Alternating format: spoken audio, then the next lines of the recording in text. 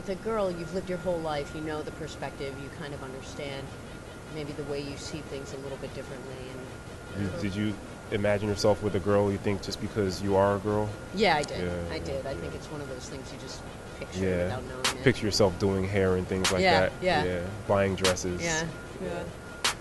So now I'm trying to picture Little League and things like that. Maybe football. We'll see. Yeah. We'll see. So, what do you think makes you most nervous about having a boy?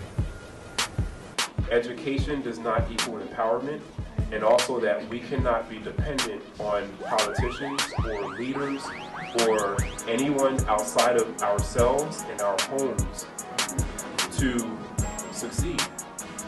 When I was around 30, I realized that I had been a lot of different places in the world and in life, and I had been afforded a lot of opportunities to be around some really successful people, some really great people, some really profound thought leaders in different fields.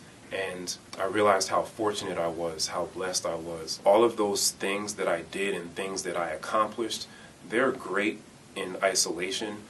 However, they're way more meaningful because of the story behind what got me there and what got me through the thing. I realized that I had a story to tell.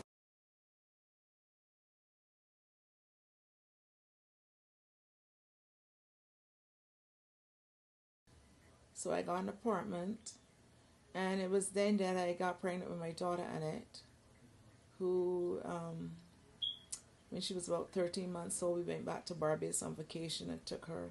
She got sick there and died in Barbados. So we had to bury her there and came back here. And somewhere along the line, I think that was the beginning of the drift. Even though I would say we had a happy marriage in those days, I think my husband couldn't accept the death of his daughter as well as I did. I couldn't put out any pictures around the house, and I had tapes with her first voice and her first dada and all of that, and he destroyed them all.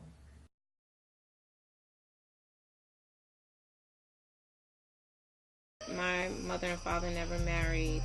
I never knew my father, actually. He was never a part of my life. I met him when I was about, I think it was about 11 years old. If there was a message that you could deliver to fathers who are willingly and voluntarily not in their child's lives, what would that be? Prior to becoming a parent, I never knew how great it would be to hold my own child and look at that child in the eye and to know that he's me, he's a part of me. And parents who are not in their children's lives don't realize that, sure, they're robbing the child, they're also robbing themselves of potentially the greatest gift that God's given us. By not explaining and instilling in our boys that they are worthy, okay, then they lose the idea that anything that they then do subsequently is also worthy. All right, Dad. What things are you the most proud about in your life?